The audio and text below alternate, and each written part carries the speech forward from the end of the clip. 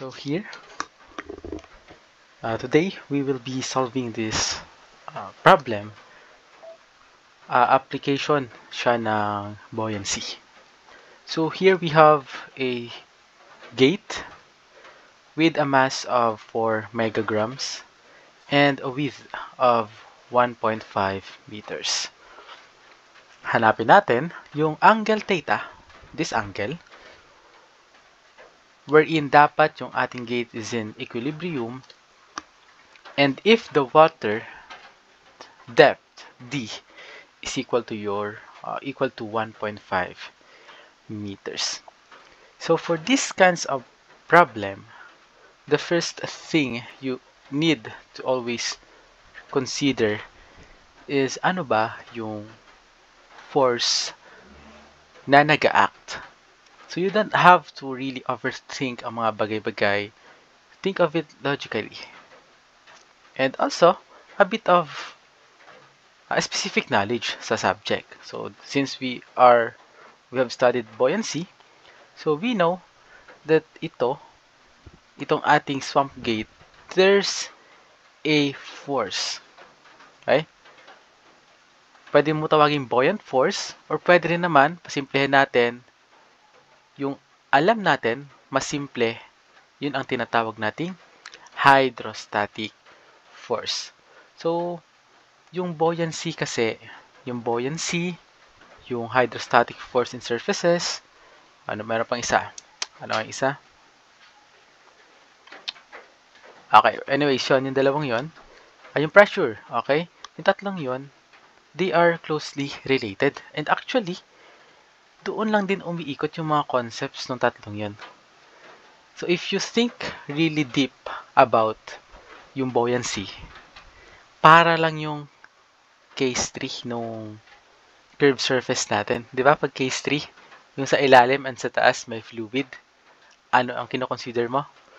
Yes, yung volume na nai-enclose nun. Di ba ganun din sa buoyancy? Okay? So actually, yung buoyancy, hindi siya unique concept.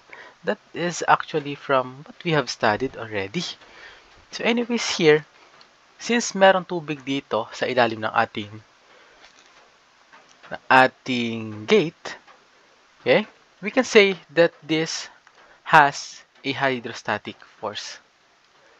Yan, F. You can also do it this way. Pwede rin ganito. Imbes na nakatagilid, naka-inclined na ganyan, pwede mong gawin ay isang naka-horizontal and isang naka-vertical. Itong dalawang to, siya yung component ni F. However, pwede mo siyang isolve yung horizontal as your F is equal to gamma h bar A, tapos itong pataas as your FV. But since this method involves two forces, I discourage doing it kasi nga, syempre, mas marami tayong i-consider na data. But, of course, hindi naman problema yon kung gusto mo siyang gamitin. So, minsan, who knows, baka mas gusto mo siyang i-try. But here, we have this force. Your hydrostatic force in an inclined surface. And also, apart from this, meron tayong syempreng weight or yung mass. Okay, mass na lang. Weight or yung mass. Now, importante dito is to determine yung distances ng bawat force na to mula sa A. Doon sa hinge at A. So, bakit? Kasi binigay na condition sa problem natin that this particular weight has to be in equilibrium. So, for that to happen, ang summation ng forces mo sa X must be 0. The forces sa Y must be 0. And of course, the summation of moments must be 0. Okay? So, pwedeng or need mo talagang makuha yung distances nila mula sa A kasi doon tayo mag-moment. Now, so ang gagawin natin dito is magti-take tayo ng moment sa A, and by doing that, we hope makuha natin itong theta. which is yun ang pinapahanap sa ating problem. So how do we do that?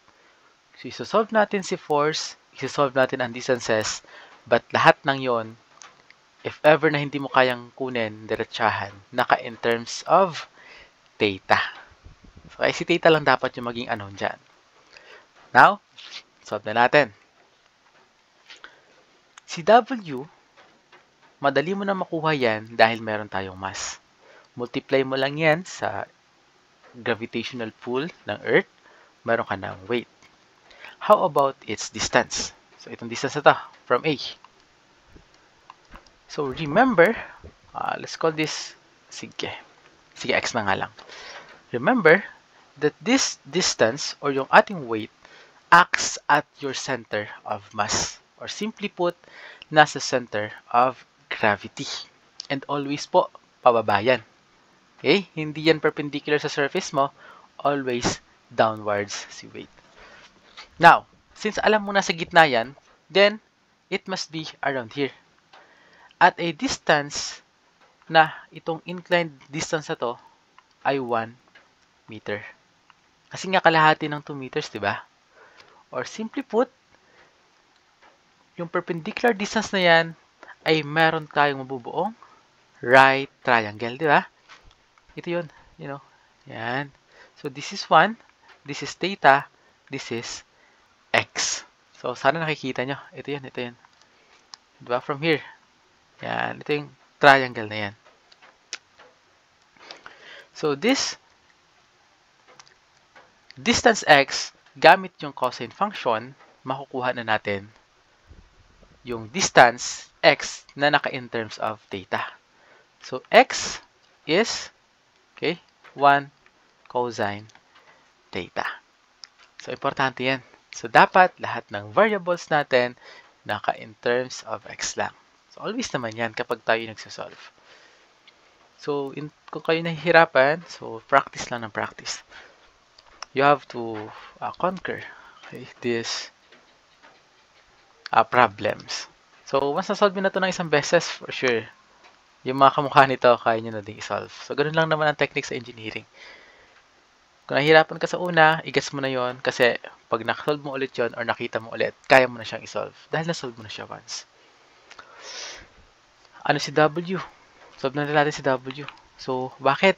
Para later on, pag nag-summation tayo ng moment sa A,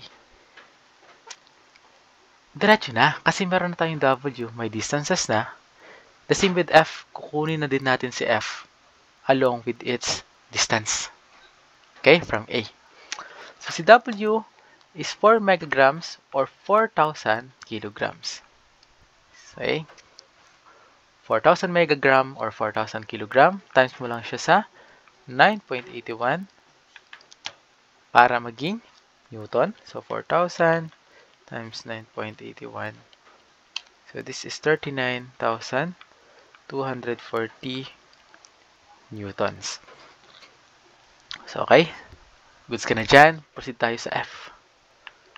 So, si F, yan ay gamma h bar times area. It happens inclined. Pero wala namang bago sa atin kapag inclined, di ba? Okay. So, ano yung area na kino-consider natin dito? Ito yon. Mula dito, sa point kung saan equivalent ni D or yung ating depth ng water ay tumama sa gate, papunta kay A. Ito yun. Yan. Let's call this height or length as A. Yan. A na lang. A. Iba natin ang kulay. A. Okay? And, since ito ay gate, merong area yan. Diba? Sinabi naman sa atin, ang width ng ating gate ay 1.5. So, therefore, kung ito-drawing natin yung area, so this must be A, this is 1.5. Nasaan si water surface? Nandito mismo sa taas. Diba?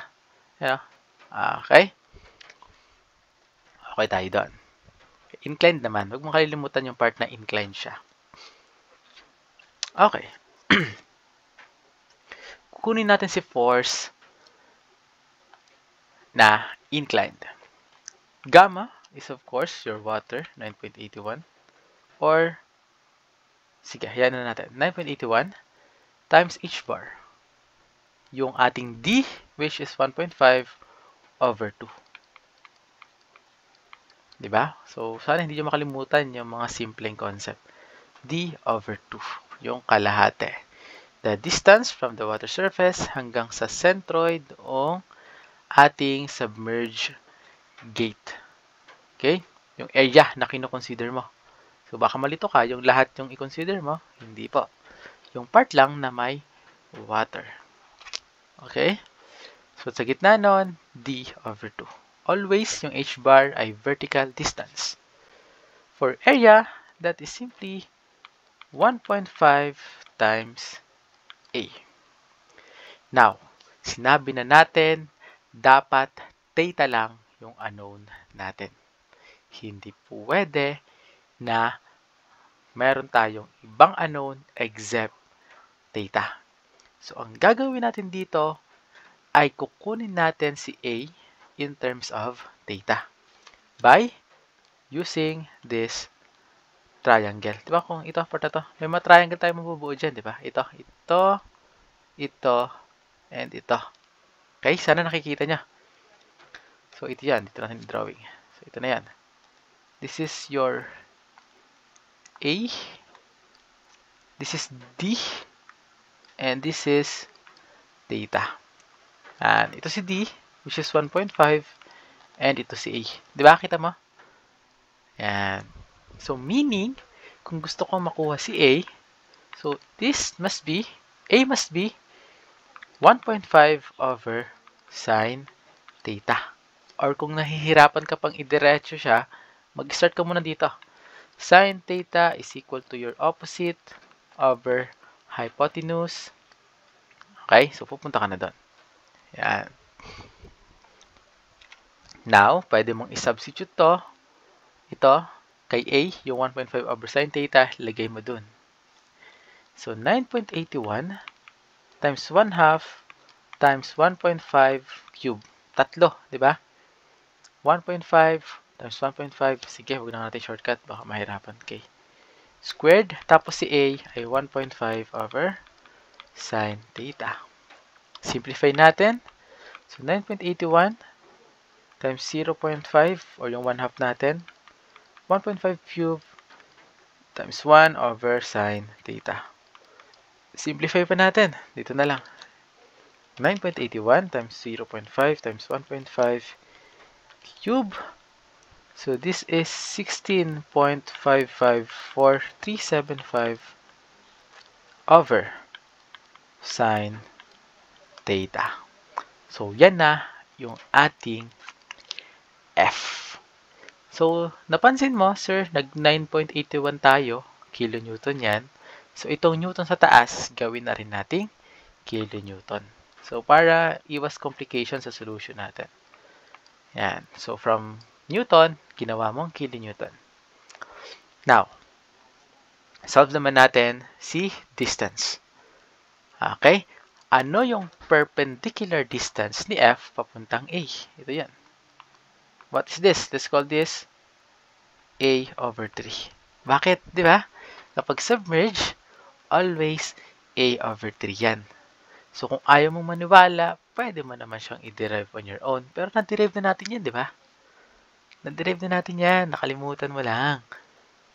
So, A over 3. Automatic yan ha. Always kapag nasa yung gate mo ay mas mataas sa surface ng liquid or ka-level.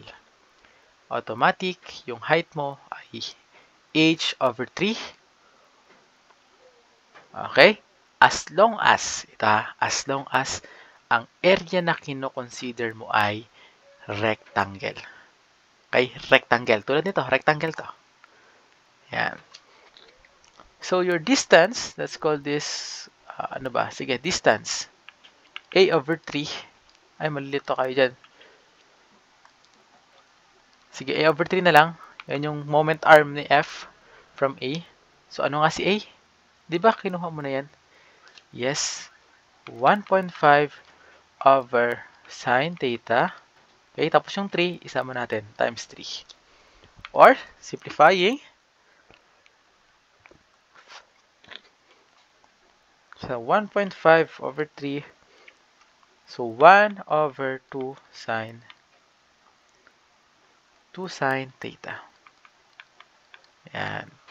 1 over 2 sine theta.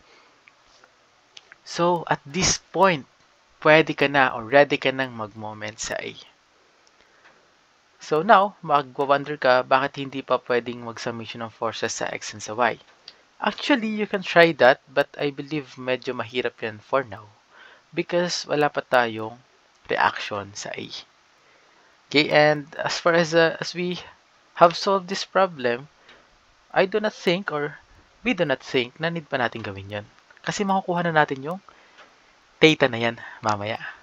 Diba? Kapag nag-summation tayo ng moment sa A.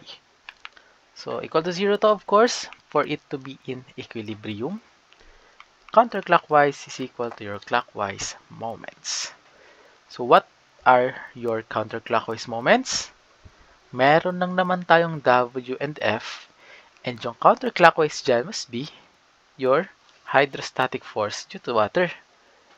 Diba? Ito na yan, 16.554375 over sine theta times the moment arm 1 over 2 sine theta. Okay. Next. Wala naman na. Si W. Saan na yun? Ito. 39.240 kilonewton. 24 kilonewton. Times sa cosine theta. Ayan.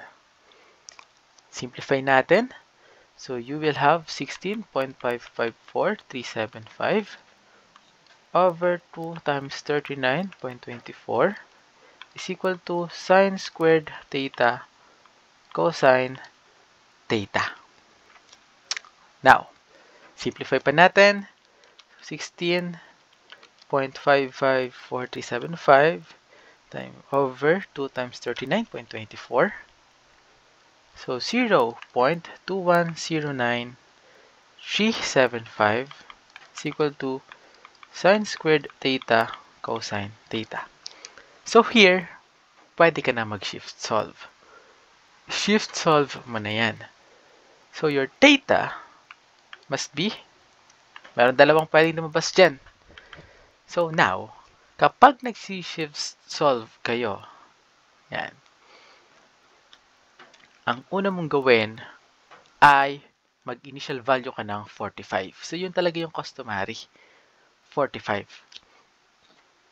45 tayo. So, try natin. 2109375 equal to sine squared alpha x cosine alpha x.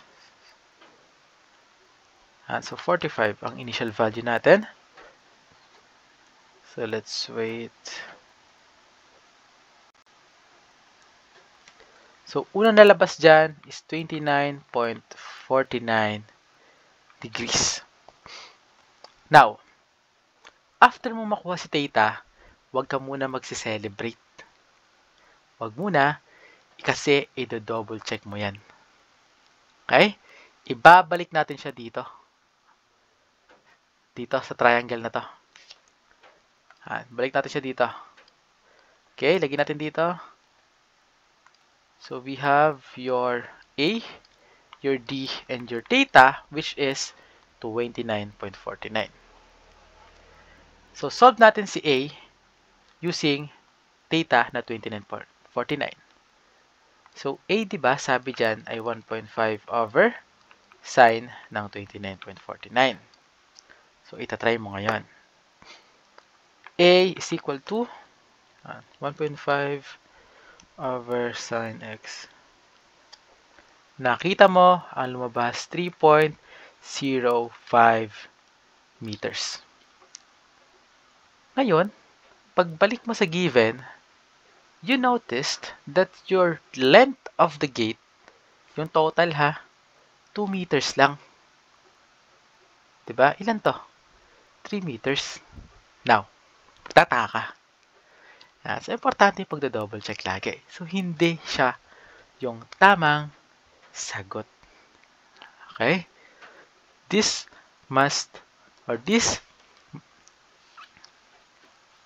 answer must be incorrect. Kasi hindi siya nagme-make sense. Hindi pwedeng mas mataas siya sa lantang gate na 2 meters. So you will repeat the process, but now, instead of using an initial value of 45, medyo taasan mo. Guys, gawin mong 90. But of course, wag sanang sumobra. Kasi imagine mo naman, kapag sobra na ng 90 yan, ano mangyayari? Nakatingala na. So, hindi na siya, kumbaga, ibang problem na yon. Kasi kita mo naman sa figure, okay? So, although binabanggit ko, nasabi ko na hindi tayo pwede maniwala sa figure. But of course, that figure is still accurate at some margin. Baga, ibig sabihin, yung angle natin, from 0 to 90 lang dapat. So, ulitin mo lang yung shift solve natin here using initial value, different initial value. 5 equal to sine squared theta, cosine theta, shift solve.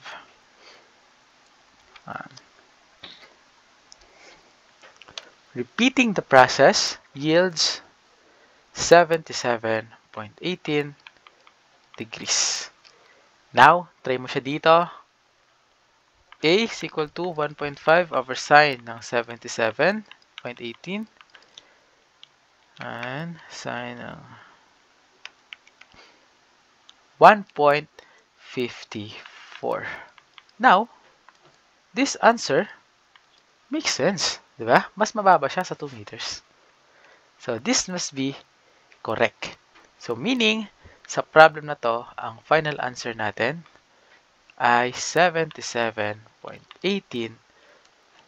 degrees. Yan, 77.18 degrees. Okay. Yan, so I hope this helps. If you have further questions, pwede naman kayong magtanong. And kung meron kayong gustong ipasolve, edi sabihin lang natin kay sir para itry natin isolve next time. Ayan, so aral lang mabuti.